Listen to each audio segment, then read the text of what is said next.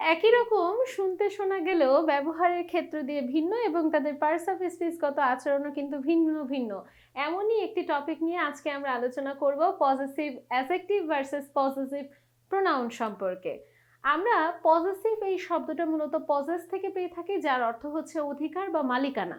তাহলে possessive adjective এবং possessive pronoun বলতে মূলত আমরা কি বুঝে থাকি?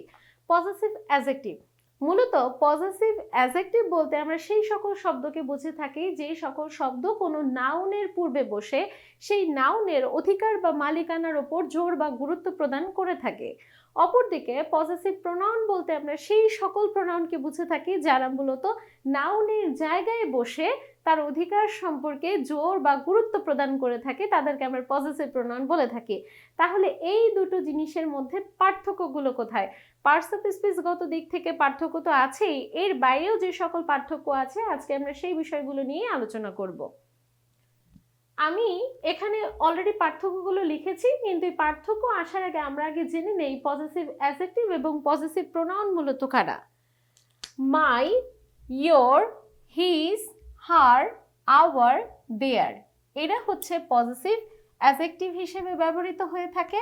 অপরদিকে mine, yours, his, hers, our, ours, their এরা মূলত প্রোনাউন হিসেবে ব্যবহৃত হয়ে থাকে। তাহলে মাই এর পজেসিভ প্রোনাউনটা কি? মাইন। ইয়োর এর পজেসিভ প্রোনাউনটা কি? ইয়োর্স। হিজ এবং হিজ অর্থাৎ হিজ পজেসিভ প্রোনাউন হিসেবেও যা, পজেসিভ অ্যাডজেক্টিভ হিসেবেও তা। এদের বিষয়ে কোনো পার্থক্য কিন্তু আমরা দেখতে পাই না। অপরদিকে হারের পজেসিভ প্রোনাউন হচ্ছে হার্স, আওয়ারের হচ্ছে আওয়ার, দেয়ারের হচ্ছে দেয়ার্স। আওয়ারের পজেসিভ প্রোনাউন হচ্ছে আওয়ার্স। তার মানে পজেসিভ অ্যাডজেক্টিভ হিসেবে আমরা যাদেরকে পাচ্ছি প্রোনাউনগুলোও কিন্তু প্রায় তার কাছাকাছি এবং এরা বাক্যে বসে মূলত মালিকানা বা অধিকারের উপর গুরুত্ব দিয়ে থাকে। এখন আমি যদি পজেসিভ অ্যাডজেক্টিভের ক্ষেত্রগুলো নিয়ে আলোচনা করি যে এরা মূলত কোথায় বসে থাকে, আমরা লক্ষ্য করলে দেখে থাকি এই যে পজেসিভ অ্যাডজেক্টিভগুলো আছে এরা মূলত কোনো একটি বাক্যে নাউনের আগে বসে থাকে। কোথায় বসে থাকে? নাউনের আগে।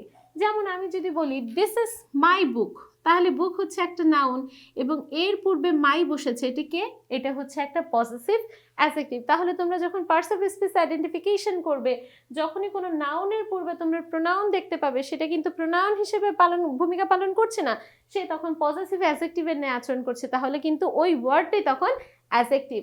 ঠিক একইভাবে আমরা বলতে পারি এই পজেসিভ অ্যাডজেক্টিভ কখনোই একা বসতে পারে না। কেন একা বসতে পারে না?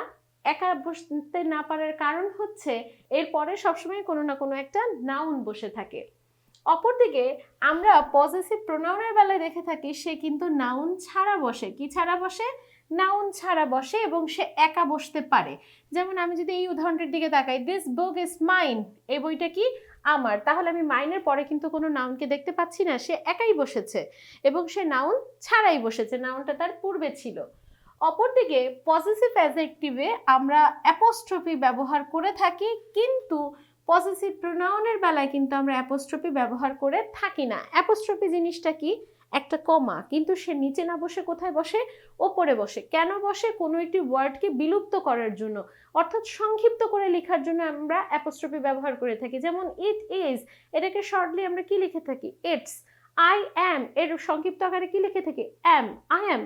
আবার you are, you are, your, এই ধরনের সংক্ষিপ্ত রূপ করে থাকি। তাহলে আমরা কি করে থাকি?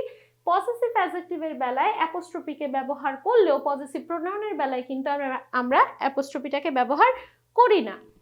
ঠিক একইভাবে এই পজেসিভ অ্যাডজেক্টিভ কোনো একটি বাক্যে ডিটারমাইনার হিসেবে ব্যবহৃত হয়, তাই সেই সকল বাক্যে আমরা কিন্তু আর্টিকেলের ভূমিকাটাও দেখতে পাই না। অর্থাৎ যে সকল বাক্যে এই অ্যাডজেক্টিভ পজেসিভ অ্যাডজেক্টিভগুলো বসবে সে তখন কি ডিটারমাইনার হিসেবে ব্যবহৃত হবে এবং সেই ডিটারমাইনার হিসেবে ব্যবহৃত বাক্যে কিন্তু আমরা কোনো দা বা এ বা অ্যান এই ধরনের কোনো শব্দকে কিন্তু আমরা দেখতে পাবো না।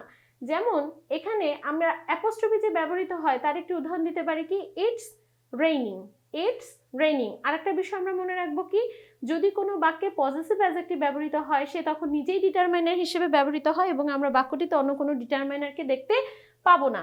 ঠিক একইভাবে প্রোনাউনের বেলা আমরা দেখে থাকি সাধারণত অফ নামক প্রিপোজিশনের পরে সবসময় পজিটিভ প্রোনাউন হয়। তার মানে আমরা যখনই বাক্যে অফ দেখতে পাবো তারপরে পজিটিভ প্রোনাউন দেখতে পাবো। যেমন এই ফ্রেন্ড অফ মাইন, অফের পরে আমার কি বসেছে?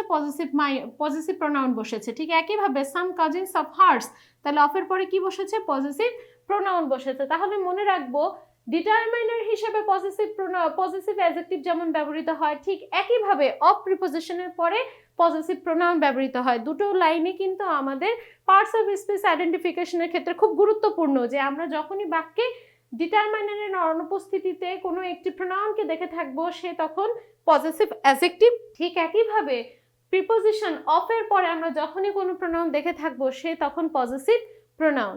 তাহলে আমরা তিনটে এক্সাম্পলের দিকে তাকাই, কোনটি কোন প্রোনাউন নাকি অ্যাডজেক্টিভ সেটা একটু চিহ্নিত করি। যেমন আমি বলছি my car is red and yours is blue. আমার গাড়িটি লাল এবং তোমারটি কি নীল। তার মানে তোমার যে গাড়ি, তোমার যে সাবজেক্ট সে কিন্তু এখানে উজ্জ্ব অবস্থায় আছে, অর্থাৎ আমরা দেখতে পাচ্ছি না বাক্যে। কিন্তু যখন আমি বলছি মাই কার, তার মানে পজিটিভ অ্যাডজেক্টিভ যখন দেখতে পাচ্ছি তারপরে আমরা কাকে দেখতে পাচ্ছি? একটা নাউনকে। কিন্তু যখন আমি পজিটিভ প্রোনাউন ইয়োর্সকে দেখতে পাচ্ছি এরপরে কিন্তু কোনো নাউনকে আমি দেখতে পাচ্ছি না, এখানে সাবজেক্ট উজ্জ্ব অবস্থায় আছে। তাহলে আমরা মনে রাখবো পজিটিভ অ্যাডজেক্টিভের পরে নাউন বসে, কিন্তু পজিটিভ প্রোনাউনের পরে কোনো নাউন বা সাবজেক্ট কিন্তু ব্যবহৃত হয় না, এখানে সবসময় সেটি উজ্জ্ব অবস্থায় থাকে। সেকেন্ড নাম্বার সেন্টেন্সে দেখতে পাচ্ছি our house is more beautiful than there's.